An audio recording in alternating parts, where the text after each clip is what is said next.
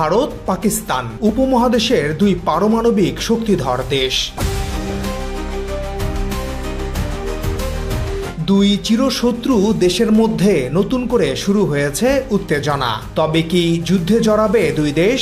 সামরিক শক্তিতে ভারত পাকিস্তান কে এগিয়ে? যুদ্ধ শুরু হলে কোন কোন দেশ ভারত ও কোন কোন দেশ পাকিস্তানের পক্ষে থাকবে, এই প্রতিবেদনে তা তুলে ধরব।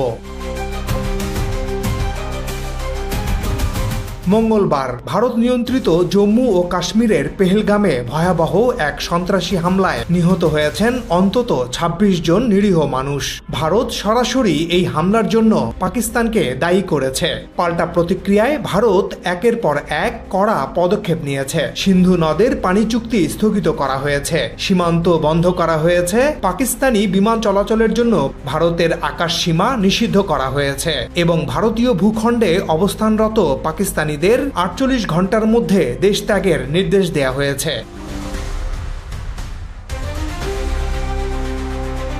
অন্যদিকে পাকিস্তানও কঠোর জবাব দেওয়ার কথা জানিয়েছে। তবে কি দুই দেশের এই পাল্টাপাল্টি অবস্থান কূটনৈতিক উত্তেজনাকে সামরিক উত্তেজনায় রূপ দিচ্ছে? ভারত পাকিস্তান যুদ্ধের আশঙ্কা।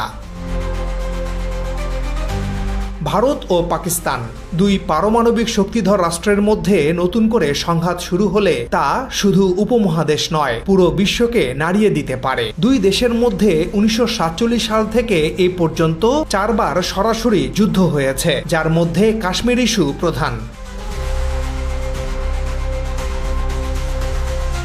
এই মুহূর্তে দেশ দুটির কূটনৈতিক সম্পর্ক সর্বনিম্ন পর্যায়ে রয়েছে। ভারতের কড়া অবস্থান ও সামরিক প্রস্তুতি যুদ্ধের ইঙ্গিত দিচ্ছে। যদিও দুই পক্ষই যুদ্ধ এড়াতে চাপে রয়েছে, তবে যে কোনো অনাকাঙ্ক্ষিত ঘটনা বা ফলস ফ্ল্যাগ অপারেশন পরিস্থিতি পুরোপুরি বদলে দিতে পারে। ভারত পাকিস্তানের সামরিক শক্তি। বিশ্বের ১৪৫টি দেশের সামরিক সক্ষমতা নিয়মিত বিশ্লেষণ করে থাকে গ্লোবাল ফায়ার পাওয়ার নামের একটি সংস্থা। ২০২৫ সালে তাদের র্যাঙ্কিং বলছে এই মুহূর্তে বিশ্বের সবচেয়ে সামরিক শক্তিধর দেশের তালিকায় ভারত আছে ৪ নম্বরে। ২০০৬ সাল থেকে টানা ১৯ বছর ভারত ৪ নম্বরে আছে। অন্যদিকে গত বছর পাকিস্তানের অবস্থান ছিল ৯, তবে ২০২৫ সালে সামরিক শক্তিতে দেশটি আরও পিছিয়েছে। গ্লোবাল ফায়ার পাওয়ার